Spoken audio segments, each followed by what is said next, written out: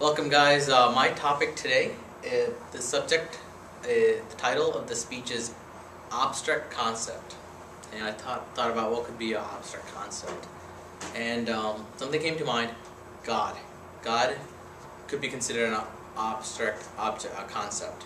So let me talk about why, and I'll try to break down how God is defined. My objective is to define what could be God and what people take it as a God. And I'll go through certain religion concepts. I think I read most of these religion concepts, and I'll talk about what the common theme they have, and I'll try to define God best as I could, as what I understand it.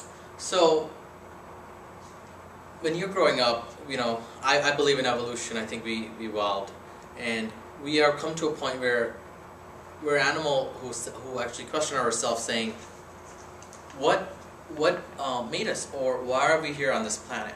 What is our goal? And if you were to ask that, people have different concept of that stuff. People say, I just want to be happy, I want to live a good life. Others is, I want to get to heaven. Now, talking of that concept, heaven, now each religion has its own concept of a heaven, and it's defined differently. So nobody has gone, as far as I know, and came back and showed us a proof of a heaven or a hell or afterlife. And each is defined differently. So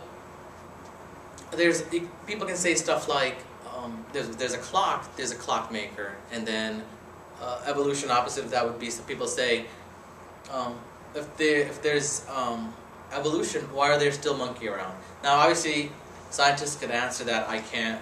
I'm not that detailed, but people ask questions like that without actually doing a lot of research behind it, or looking at the science that why we think we have evolution in place. And that's a different concept. The point I want to get to is, let's talk about some of the concept of religion, how each religion looks at it.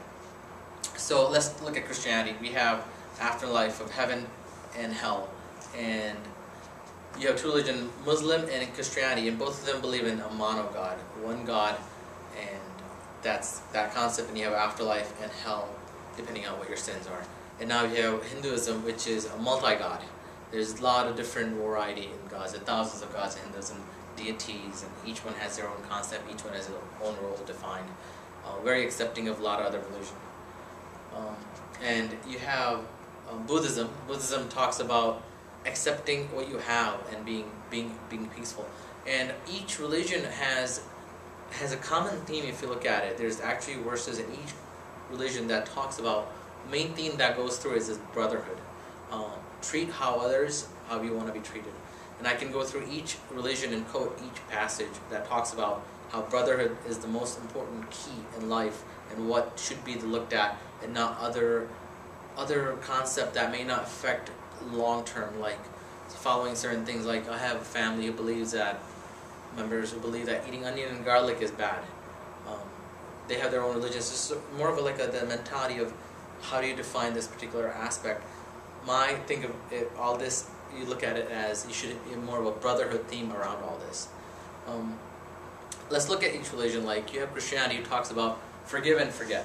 What a great concept. I mean, it's almost a common sense concept, but it teaches you that. And I mean, you can look at it, but you can get into actual Bible verses, and people, if you really pinpoint to it, what I'm pointing is, you look at it as more of a good message versus actual literal things happening a bit. Hinduism, like in Gita, they have certain things happening, and I feel like we should look at it as more of a good message and good story versus actual concept, and being extremist is what I'm against religion versus more of a brotherhood theme. One other thing is, there's a quote that one philosopher said is, common people, religion is looked as a truth by common people, looked at as something that's false by the wise, and actually ruled by the rulers. Religion is seen by the ruler as something they can use. So in past, you've seen people use religion, as rulers use religion as a way to control people, make certain rules. A lot of it is used for sanitary reasons as well.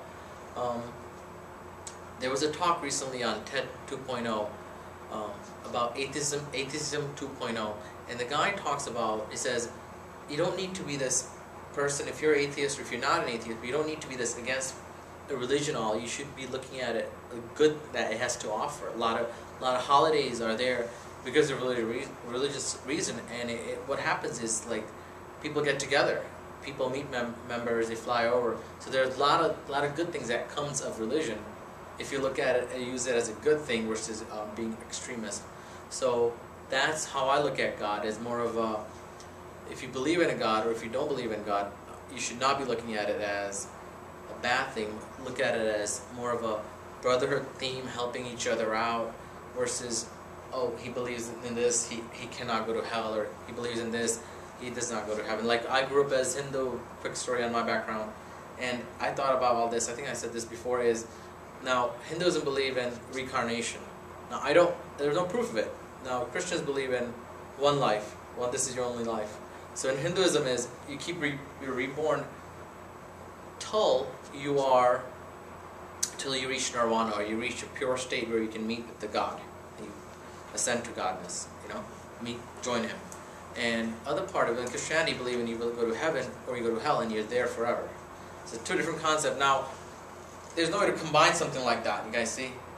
Alright, and there's no proof of either is true or false. It's just a question of faith, but that is not the critical question. The critical question is, how helpful are you to your brother? How are you treating your neighbor, your coworker, as a brother, as you should? That's the common theme, and that's what religion should be. And that's what, to me, is what God is, if you believe in a concept of God. So with that, I'd like to conclude my talk, and thank you guys.